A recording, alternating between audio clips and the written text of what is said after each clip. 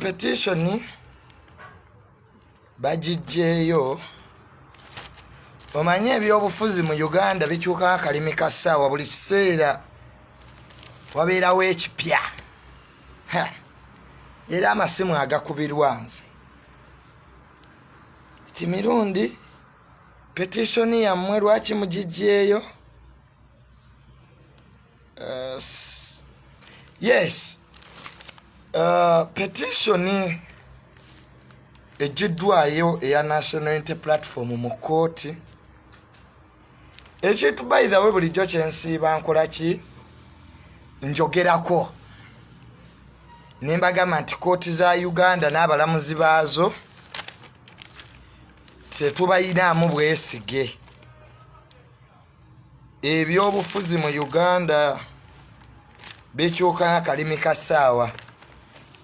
So petition yajiddwayo tugijeyo mu kooti petition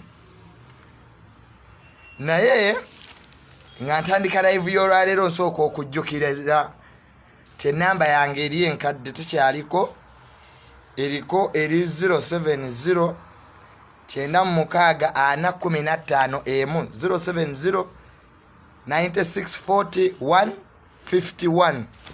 That is my current number.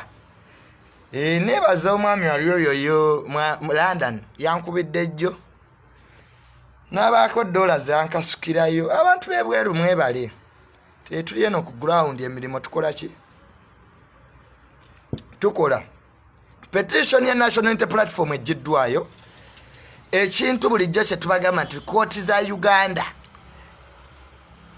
tezina capacity esobola kukyusa oba kuwulira electop nabagamba dda abasinga obungi ne munvuma nebagati aba National Unity Platform aba abalamuzi b'Owiny Dollo buli omu abamanyi nti sente bazijja wa mwami Museveni omusango baguzanyiddemu bagukyankalanya naye nga nsooka obbajjukizaako Lwesa's Restaurant owantu osobola okujja n'oli ebyokulya ne Jenny's Boutique batunda engoye nungi. Kakati, what is the next plan after the petition withdraw? Bobi Wine ayina abamubalira abamanyi ebyobufuzi era abantu bangi bankubidde amasimu. Yes, is a tactician. Why? I told them, do not legalize Museveni's presidency by going to court. Era ekyo kyo nenkisimbako essira abasinga obungi ne banvuma biki mirundi totegeera tolese nebagamba you are mufudu obukulembeze bwa mwami Museveni you are legitimizing it. Tewaliyo international community gyogenda gendamu nga ne kooti yaluulinze. Kakati abanupu bagezi nnyo. Bobi Wine okuva mu ntandikwa yabagamba situtte musango guno mu kooti sikufuna bwenkanya kuba tukimanyi kooti tezirina bwenkanya. We know that. Era twali tugenze ku exposing abalamuzi. Era omuntu wena alemulera akubidde simu nimugati no, that is a tactical game. We wanted okulaga abana Uganda nti butugamba tugende mu kooti naye tewaliyo bwenkanya. Nebagamba nti abalamuzi bonna abatudde kakiiko ako gwe beegendereze basatu bali related n'abali mu government. N'ogamba nti affidavits eza evidence ozigaanyi gw'Owiny Dollo ozigaanyi naye nga waliwo video eyalinkinze nga baagenda mu State House basirikale mwami Museveni. Kakati gogo musango oba ogusigalamu lwaki? Because Bobi Wine wanted to expose court. Era tusigaze nga tewali muntu agamba nti mwandikoze kino. And one thing that abantu kye batamanyi, Museveni is fighting whites. Olwanagana n'abazungu. Ekyo buli omu akimanyi. Nti President Museveni leero olupapula lwabwe ani ono New Vision lukubye top Chinese official meets President Museveni. Abazungu President Museveni ne bwanadduka mu bamanerende China teyina lyato lyegenda kumuweereza nti ng'Omumerika bwe yatadde wali erirye kuba kati Omumerika has taken over the security of the region. Gwe odduse mu ba China thinking that China is going to guarantee your safety. Ekitasoboka.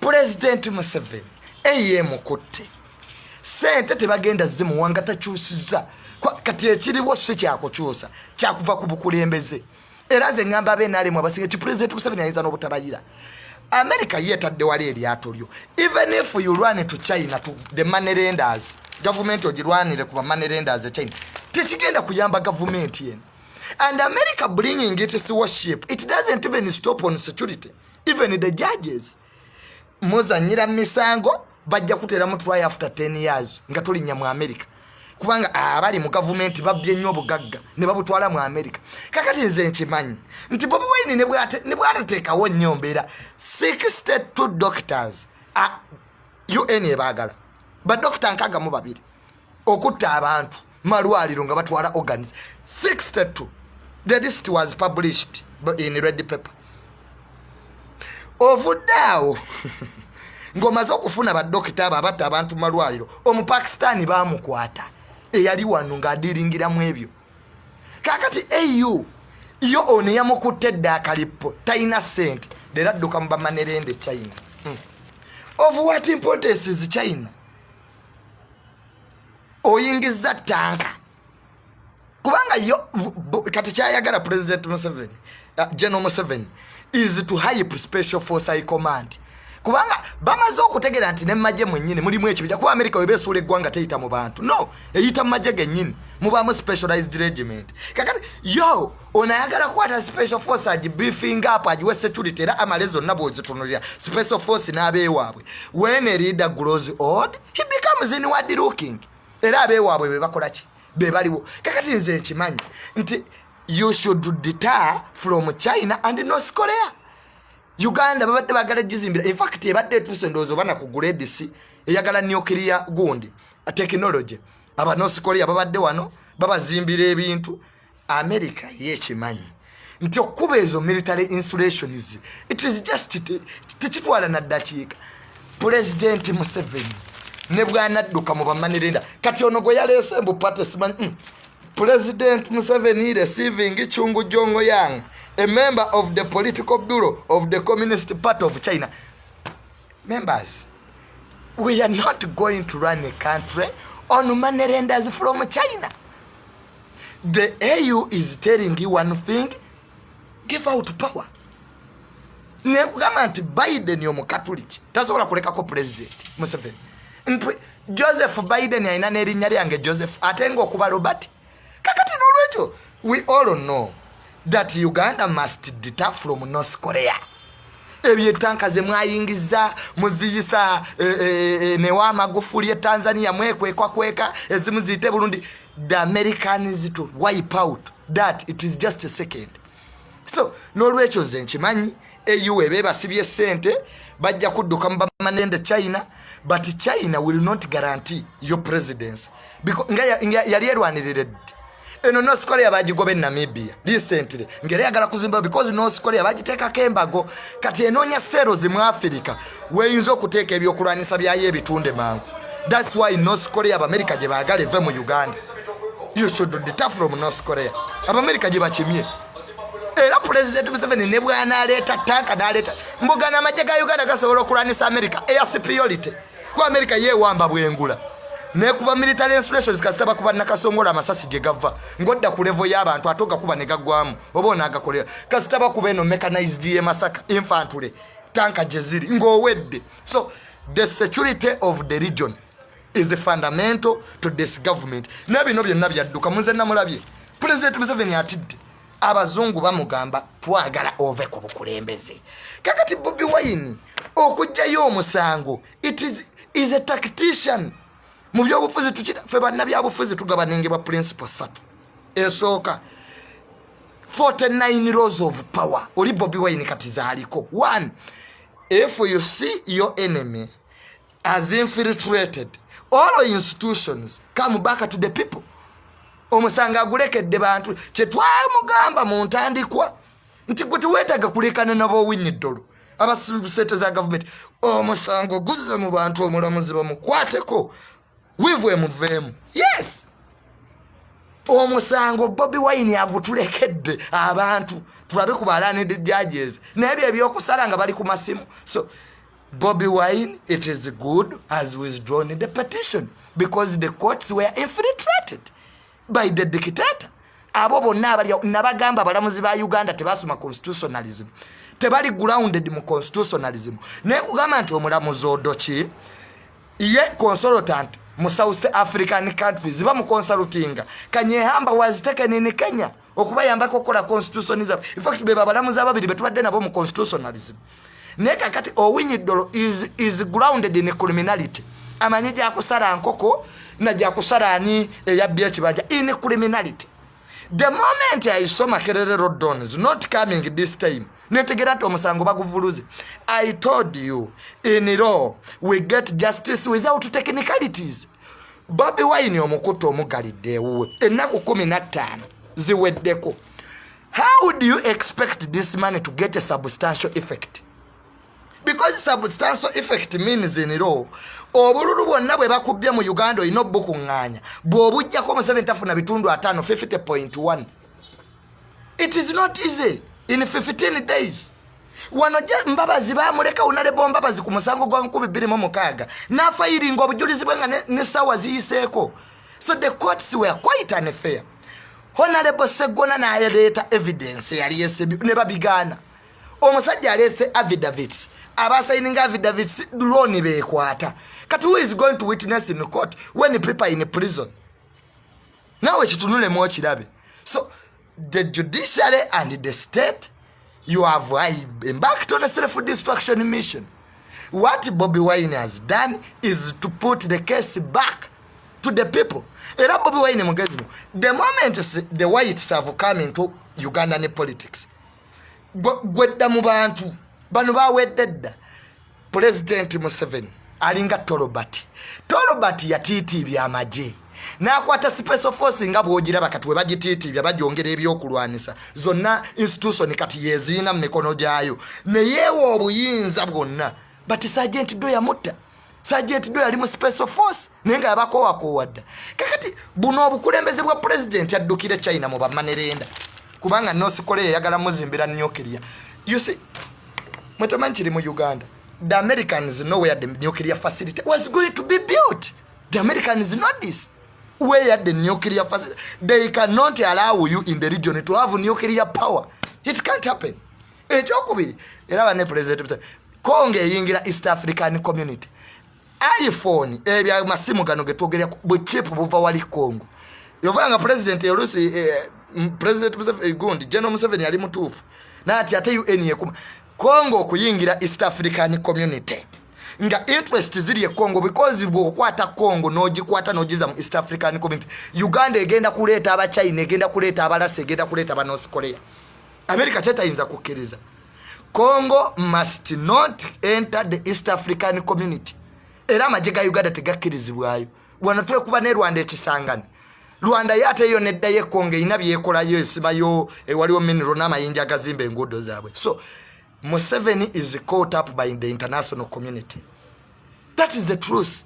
Bino Honorable Sam Kuteesa gobero tane Minister wa Foreign Affairs ngalikemba you know omulabo ono America bamwagala kwalinya gwa Minister wa Foreign Affairs atasobola kutapa kwalinya ko kisaawe kya America bamukwatirawo ye Foreign Affairs alina aba China mbu Communist Party ye China.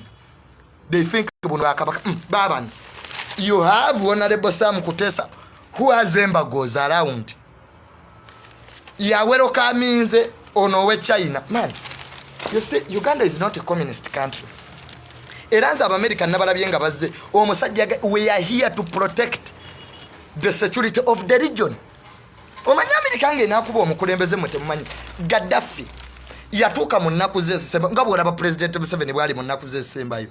Na becoming stuck nakwata family kwa yakubenyonyi yabangereza erokabi Scotland gyategamu ebom nakwata family zonna naziyirira ng'omuzungu amulaba bwati. Gaddafi for the first time was invited in the United Nations navuma abazungu okwekutula nagamba bino ebitebe byammwe mubirete ng'omuzungu alaba bwati. Bwe yafuluma meeting Sakozo wa Bufaransa Baraka Hussein Obama Nanjero Mache ne batula mu meeting ne bagamba Gaddafi tumukube ko Sakozo ate yali abiganye. Obama nagamba no tetuyinza kukkiriza bagagga kutta bantu ntubakirize bafuga amawanga kubanga omugagga so omuntu tumukiriza afuge. That's how Gaddafi ended. If you see the American warship at Mombasa radius mailo bitano eyo no fly zone batandise okuleta no fly zone kati dictator kigwe bagala okuba His Excellency Kagame tadda ono Pombe Magufuli akoledde nnyo abantu betadda Kinyatta ali mu last term President Museveni afuze emyaka 4 you cannot exceed here ayinza n'obutalayira ezo tanka ze baleete enkola y'omu North Korea should leave Uganda tufina kyetu kifunamu. But if you want to acquire nuclear in this region, that is something that the whites will not accept the Americans. Ekyokubiri Bobi Wine yakimanyi nti okukwata omusango ogwo n'ogutwalira bano abalamuzi nga bw'obalabaawo era ogenda okebera Owiny Dollo nga yakoze statement eri rules. If you don't trust in the courts, you can try your plan B. That arrogance that the learned judges have in this country will come to an end. Instead eri abantu ebyo byemutuula ne mukyanga nze nabagamba abalamuzi abo mukubba ssente bayitirivu kiraka yakwata ssente era ogendo labo omulamuzi ne byasoba tobiwulira. The first respondent versus the second respondent the court has recommended owuliramu ekigambo kimu mbo dismissed with the cost. Kakati Bobi Wine alina okusasula government kubanga omusango gwe yalopa abagujja naye ffe tukimanyi nti era abazungu tebagenda kukkiriza Bobi Wine kusasula ssente ezo era government eyina okukikkiriza negamba nti omusango bw'aba agujjeko abalamuzi tebali competent enough. We don't have constitutional judges. Era ekyo kye nayogerako mu ntandikwa abantu ne bavuga kati akakana kalidde ssente because I have moral authority to guide the society. Bobi Wine just wanted the people to see how courts operate. Nga omusango ogwo tetunagutika mwami Museveni ya meeting abalamuzi kwa ikoti n'enkuba n'emukuba n'abasuubiza okuba wa ssente n'abasuubiza okubongeza amamotoka n'abasuubiza buli kimu n'abagamba this is the time judiciary weyina okukwata ku kittafo ky'eggwanga kubanga alina omusango. So for us we know Bobi Wine yabadde mutuufu okujjayo omusango ogwo petition eyo na kooti ne zidda mu bantu kubanga kooti zonna it is corruption. Naye nga beerabidde nti America ina wano abattanga abantu malwaliro bali bamanyi nti bagenda bafuna. Really Museveni bw'anaava mu gavumenti ye mwami Museveni naddako wabbali ne tuteekawo committee of inquiry ajja kwewunya gavumenti gy'abadde afuga nti you have senior people in this government who are wanted by the UN okutta abantu malwaliro nga baddiringira mu organize n'amiini omusiru kale gwe tugamba nti amiini Obote tewaaliwo kubba organize abantu bano babikola because of money. Kakati mumaze okubba ssente ne bwona agende China tegenda kuleeta lyato bano bonna obalaba sebo bamuzimbira bwa kabaka obalaba bonna ababedde ba Communist Party China babadde wano mbu NRM efuuke Communist Party ye China ekitasoboka. Bobi Wine cannot even accept the government of national unity. Bino ebyabana Kenya bye bakola era ekyo nakyo simuwa magezi. Bobi Wine is a tactician. He has seen the train of politics. The judges are corrupt. Batu obudde butini tufayirinze kooti abaana basayininga affidavits babawamba. You cannot continue with that case. Ekyokubiri kyembadde saagala kwogerako olw'okutya drone obuyigirize bwa President Museveni nabwo bubuusibwa kubanga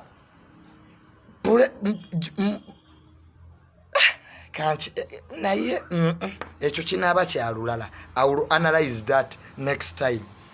Omanyi nze ndi wano waliwo byenjira nenkola ki nentuusaamu ninga nti akino kankireete kati kino nja kireeta kati but abantu bannuupu omusango ogwo gubadde abalamuzi nze mbamanyi balooya baffe babadde tebabawadde budde kufayiringa court. Abalamuzi abasinga tebali grounded mu constitutionalism era ojja genda okusanga nga Bobi Wine atukoledde ekintu kirungi nnyo omusango n'aguzza mu bantu. We should not legitimize Museveni's bad presidency in court. Era nze abalamuzi abo babawe billioni 7 okuleeta ogwo omusango nti batandika okuguwuliriza. Yes, they have been eating money to hear those petitions era ogenda okulaba petitions zonna enkadde nga lesha erifo tufiri abalamuzi bana ate bali abasatu baganye balinganga abasooka okwerondamu tikati mwe mukikube ku negative bino bitwakulanga mu debate z'amasomero gwe jangu ng'oli ku positive side fe tubeere ku negative after all government ejja kuwangula. So we should embark on mobilization. The whites are here to help Uganda and the region.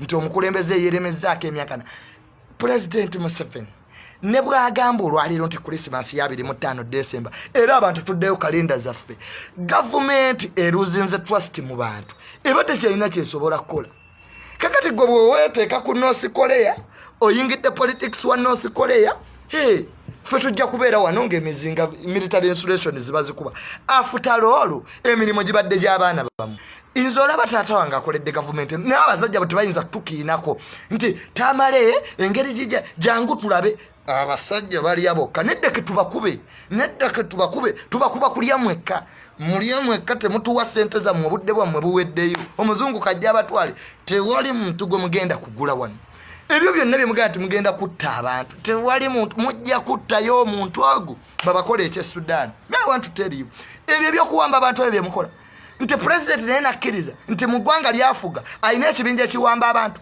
president waggwanga naga nti abawamba abantu ba muntu nsolo abanyoola ebisakiro nze yabaleeta. Oh my god nga kodi you people, if a person has a case in this country it is the course of law to decide. You can never be a judge, you can never be a prosecutor, you can never be a torturer. You are the three in one. It can't happen. You are the court, you are the prosecutor, you are the judge. Kaka the president uganti aine ekibinja police tebamanyi laba story. Look at this story. Ati bwa tamale nzijja wano mbo yo mwana ebintu byayogera mu lupapula lwabwe omanyi muddeeyo ne mugaa nti tuforginga biforginga simanya propaganda. Where is this story? I have seen a story in the newspapers today. Oh, where is the story? I think, was it New Vision? Was it Daily Monitor? No, the story must be in gundi genda mmotoka yange oleta amawulire ago mutukola bubi nammwe okugira story mbadde nginoonya nga UPDF police esaba UPDF list z'abaabuze. It was a story in the news. I think it was New Vision or any of the two. I will let them bring the other newspaper. Nga UPDF police eri mandated in law okwata abantu egamba UPDF bambi mutuwe ku list zabo be muyina naffe tutunulemu. Boss Omumerika kayingirewo ate omuzungu tasonyiwa nalabye nga atudde ne European delegates. President Museveni ne bwaneekaza America eri mu kuzimba embassy. The moment you see Americans building their embassy, you know waliwo kye beetegekera. I want to tell you, this country we are going for doom. We are clinically failed state. Omanyi oyinza okuba ng'oli mulamu ng'omutima gukola akataago kakola naye nga ebiwoowoolo byafa naye nga w'oli omusajja you are a clinically dead person. President ayina abanyozi b'ebisakiro bakomando be yaleeta nga ne security tebamanyi. My goodness. So eggwanga lye tulimu lyeryo drone. Naye mwe abavuga drone njagala okubagamba ekigambo kino mukwatanya abaana b'abantu naye ne kwamini bamaria Mungu abakola ebikolo biro famire zaabwe tebazimanyi. Ojja kuwamba omuntu wano nga famire yo bagimanyi. Bwe muba bye mukola bituufu lwaki mujja mwekapisa? If what you are doing is sensible, lwaki ojja okwata omuntu nga weekapise? Nze kasita nalaba Aisa abasajja kabaka awangaale maaso mugi yagamba nfukamira wansi n'ensabira eggwanga lino ne mmanya kye twolekera kikulu. Omuntu n'avuga drone. Omusajja ejjo yazze mu restaurant nga atudde ndya mmere ajjidde mu drone ye wooteri yonna n'edduka n'abakolamu ne badduka nga balowooza bazze kwata abantu. Kakati tuzzeeyo ku mirembe gy'Amini, tuzzeeyo ku mirembe gy'Obote. Bobi Wine has helped us. The intellectuals do not legalize Museveni's what? Presidency. Ey'obubbi. bakiriza nze nalaba President Museveni kubanga anirayike ono byabakama oyo electoral commission byabakama yabaga mu bakalulu ne DR form zino okufaanagana kakati oli yingini ya badulu kigunu babanganga ne declaration forms tezikwatagana olwalera abana abakuuma akalulu declaration forms ezimu amaje gazina we lost over 2000 of them kakati omuntu Owiny Dollo ne bagwa first test abasipulimulo balamuzimwe ne mugamba nti okuva n'olwalero ku musayi gwa Honorable Mbabazi omuntu wa ddembe because oyo omusajja tamanyi kye yakoze. His ruling okulemesa Bobi Wine okuwaayo obujulizi. It is a precedent that has been set. Ojakera kumaja bakubbe ekibanja kyo. Omulamuzi agamenti a precedent was set. Tekoma ku musango gwa Bobi Wine gwa constitution. Wabule ekwata n'ekuttaka. Omuntu ajakera abbe mmotoka bagaite obujulizi obulese ki? Obuleserete. So we don't have constitutional judges in Uganda. The whites have come in. Emeri y'Abamerika eri wali singa baleetayo n'endala nedda ekyennyuma onayagala kukwata East African Community Congo agirete mu East African Community. The whites don't want anybody who plays with Congo. Era bwokwatira ku Congo leero nebira Bufalansa egwa minerals ezisinga amasimu ga iPhone yago gemulaba ogemukwata chips ziva Congo. Kakati ono yasoka n'agendayo nabbo gwasoka ne tubba embaawo tukyayina ebbanja lya Congo. Uganda lyeyina okusasula mpaka nakati tutusasula abakongo ababbe embaawo ze Congo tubamanyi bajjeno b'amaanyi mwe ababbe embaawo ze Congo ne mutusasuza ne mubba golodi Congo ebbanja likyaliwo. Olaba ono omusajja Owiny ono gwe basibidde mu kooti y'abazungu ICC njagala obbabulira singa President Museveni yeegendereza ajja kubanga oyo omusajja. ICC is moving closely on African dictators. People didn't know. Ono Lerete Bagobo wa Ivory Coast bamugira mwanda we ya mu banka. Ono wa Ivory Coast yali yeremezaako. Bamujja mu banka bamukuba akalulu. Nakola ebya President Museveni. Nabeerako nga bwolaba. Ebyajje no Museveni byakoze. Nenga bamukubya akalulu. Abazungu ne basirika bwe bati. Omuzungu nakakale. Fete tujina buzibu. Yerayiza alabe. Yerayiza alabe. Bamujja mu banka nga ali mwanda we. Lerete Bagobo gwengamba wa Ivory Coast. Kakati n'olwekyo kooti za Uganda bwezito bwezifaanana abanupu tulina okukola ekintu kimu tuyina okusigala nga tumobilizinga because kati dictator amaze otegera nti is surrounded. This is the first time abazungu we bayingidde nnyo mu Uganda ni politics. Yes, bamini baleetebwa amini yaleetebwa Bangereza era Obote nga tebannamuwambe Singapore. Cameroon Prime Minister Bungereza yaga some presidents are here making nice speeches but you never return to your country as a president. Obote teyategeera Abangereza ne bakwata amini era President Obote bwe yali alwanaga ne President Museveni baleeta ba North Korea commandos wano ne baleeta Katuusa is a North Korean word. Abaganda bowere okuvedda tebagala bya basumbuwa ne bagiyita Katuusa but it's Katusha. I think it is a North Korean word that means distance. Ekintu ekibalukanga kikuba wala Katusha. Obote abazungu naye ne bakola ki ne bamuta. Kakati mwami Museveni okujja mu kifaananyi kyali gyo neno bamubutu baamala kugwa. How did President Museveni find himself in Sweden for 6 months? Nga family ebeera Sweden. How did he find himself there? So he knows the power and influence of Europeans. Abaleeta mwami Museveni era be baleeta Bobi Wine. Because Bobi Wine yayina ekintu kimu. In politics, when you are young, ng'oli muto, kyekintu ekisinga obulungi mu byobufuzi. Leero nabagamba nti Musalia Mudavadi, Ruto, Wetangula, Kalonza Musyoka, Raila Odinga, Ruto kyabasinga koti Ruto yali Shirud, yes tabadde mu independent family ezo yali mu kubi wanga toko street kati abenka n'obugagga but muto. President Museveni ow'emyaka atamanyi we yazaalibwa tamanyi baddayo sibyange tamanyi baddayo bakebere wawe yazaalibwa manyi njagala munkwate bulungi drone egenda okunkwate naku zino ne recording nzo okukusabula n'ogenda osabula ebintu. President Museveni afuze emyaka 4 nga wa myaka 8 kale ke tumuwe 7 plus 10 years agenda kubaawo. Kakati ekiruma abasajja bano buli wotwogera Uganda empya tebagiriimu kyovula banga batuulirako ennugu. Bobi Wine wa myaka 35 ne bw'omuwa emyaka emeka ayina basis ali mu future y'eggwanga. Bano bagenda nosanga operation where securiation yakomyawo ba crime preventers ne bawe billion meka nenga amasomero lero le ba lecturer bekalakasa tebayina sente. No mubuza, is that the ways you are talking about to impose people ba crime preventers? Nga twabala bakumulembe gwa kale kayihula kyebakola okuba obukubi abantu ne batta abantu. So Bobi Wine still has a future in politics. Kakati mbabazi ne bwene munamuleta onale bombabazi kwa kati banye gwanga lyalifuga era ze sekere y'abano bannamawulire batukubye nnyo biki mwe bannamawulire ba Uganda. You are double sided. Embwaje mweyolera ejja kubalumentega. Nze nabagambira ba journalist mbasanga nnyo. My father is a journalist yakuliyako ekibira ky'abanamu bannamawulire temutuwogganira. Mwamwe nnyini mukolera media platform ez'aba mafia. Wano wennyini mu COVID mukama wa avuga benzi gotambuza bigere okuba obulango bwa COVID obwacheni noyo Dr. Diana ababya sente za COVID ne bazimba apartment. Gwagasobo inako mmeka.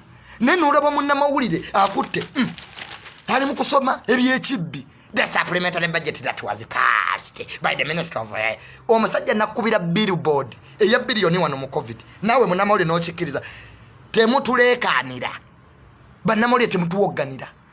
Mumanyi abamafia mubawandikako mawulire mwaba kuba stories abwe ez'ekibbi mubateekako total blackout. Njagala ba media ekole total blackout ku bulango bwa government olabe nebyo nebyekibbi obiraba mawulire ogenda okulaba ka story katandika katini. Ulira story ulira. There was no loser in 2021 election. Katono wataba mu mafia abachi. Yino. There was no loser in the 2021 election. Nga kyagezaako okugamba mwe stories zino temuzitegera. Ono eyawandise story no simanya personal assistant wabiki exaggerated intelligence. Kyagezaako okugamba nti akalulu tekabbibwa. Kati munnamawulire yo n'agikuba. Ninga yaba mafia enchene bamukuba emigo military police ne mukuba emigo na janga likani. As a media you have a role to guide the society. Trump amawulire gamukuba mu America nga tegasobola kukkiriza omuntu alina character ya Trump okufuga America. The media sets the agenda of the country. Nemwe bannamawulire babagula oline bamuwe emitwalo 5 kati ate muntu wogganira babakubira ki? Wano webayita benanga webayita press conference mugendera yoki enanga to shout his obscenities alone. Why do you go there? After making those foolish stories headlines, you come and shout for society. Yet you have a mandate to guide the society.